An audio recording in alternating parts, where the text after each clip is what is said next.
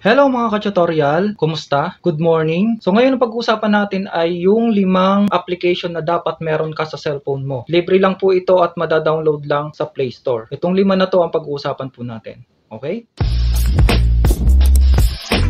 Kung bago ka pa lang sa ating channel, hit mo ang subscribe, mag-like, at hit mo yung notification bell, piliin ang all para maging updated ka sa mga bagong videos na i-upload ko. Number 1. Itong NoScene. Sa Play Store, makikita mo siya, type mo lang NoScene.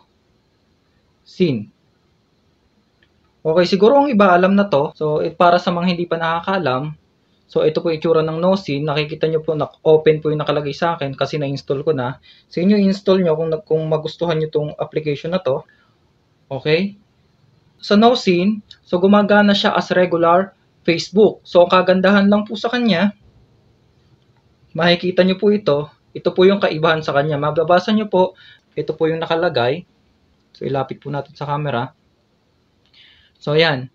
Ang ibig pong sabihin, kahit nabasa mo na yung mga messages sa'yo, hindi lang makikita na na-seen mo na siya. So, kung merong nag-message sa'yo na ayaw mong sagutin, hindi ka mauobliga or magigilty na hindi mo siya sinagot o nireplyan sa kanyang message. Okay? So, meron ditong mga iba't ibang, may setting dito. So, makikita nyo, scene mode, may block pa ng ads. So, dito, ito may bayad din siya kung gusto nyo, pero okay naman din siya kahit yung free lang po. Okay na okay. So, gumagana siya sa regular Facebook lang kung makikita nyo po. So, ayan. So, ito yung mga notification. So, ito yung home. So, regular Facebook lang. Magla-like, lahat. So, lahat halos parehong-pareho lang din sa normal. So, ang kagandahan lang dyan ay yung features na yon. Okay? Na hindi ka mauobligang mag-reply kung ayaw mong mag-reply. Okay? Na nababasa mo na pala yung mga messages sa'yo. Number 2. So, itong sa number 2 naman natin ay itong Pinoy Flix. Sa Play Store, ganito po yung itsura niya. Okay. Pinoy Flix. Ganito po itsura niya sa Play Store. Eto. So, yan.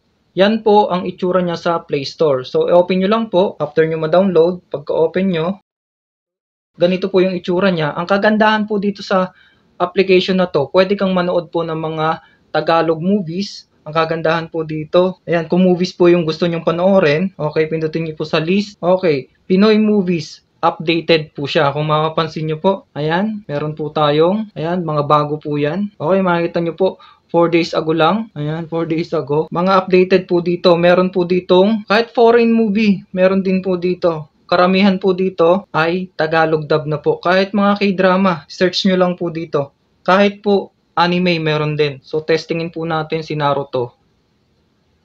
Okay. So, ito, hindi ko na po siya ipi-play kasi baka makapiright po tayo. So, check nyo po yan. So, maganda po ito, makakapanood po kayo. Okay, play nyo lang po. Pag pinili nyo po, ulit rin natin. May server. So, dito sa server, mamimili ka lang kung alin dyan ang smooth. Kung naglalag siya, pili po kayo ng ibang server.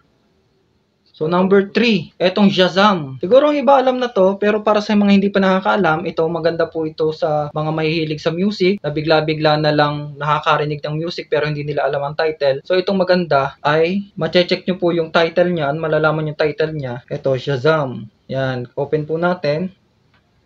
So, ganito po itsura niya sa loob. Kailangan po nakakonect ka po sa internet. So, ang mangyayari po niyan, kapag nagpi-play yung music na hindi mo alam ang title, so let's say ito pong ipi-play ko, hindi mo alam ang title, kunwari. So, ang title po niya ay Half Alive. So, check po natin kung makukuha niya yung title. Play po natin. Basta natin ng konti. So, play po natin to. So, yung nagpi-play. Ano natin? Play po natin.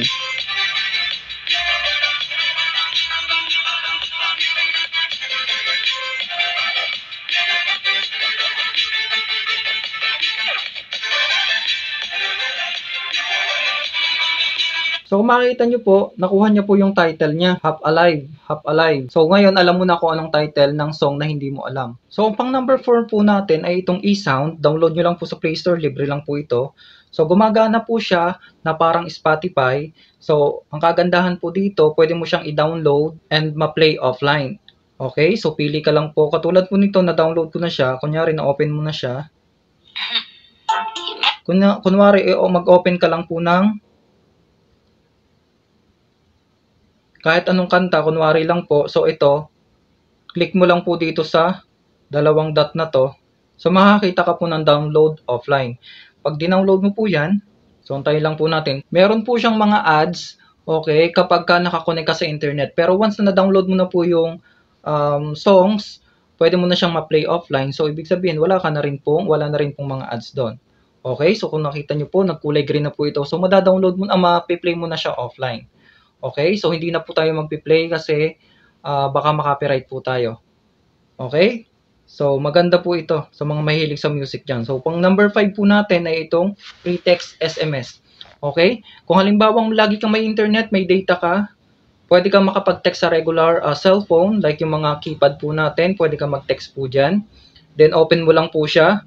Pag in-open mo po siya, okay, ito po ay libre lang din po sa Play Store. Ang gagawin mo lang po sa kanya, gagawin mo po siyang default app para sa messaging ng iyong cellphone.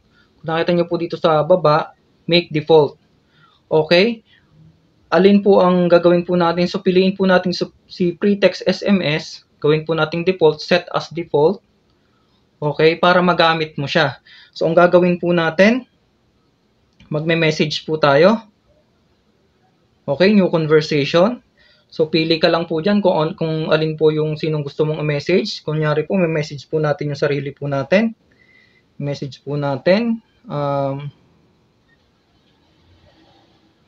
Okay, so message po tayo. Testing. So, makikita nyo po yan dito. Tutunog po yan. So, send po natin. Connect ka po sa internet kasi internet po yung kailangan po natin. Okay, text mode SIM card you will send using your SIM load. No. Cancel. So, ito pala ay web free. Ito. Sa web. Pipiliin mo po dito sa may kanan na to ay web free. Para libre po through internet. Okay. So, testing. Send. So, antayin po natin dito.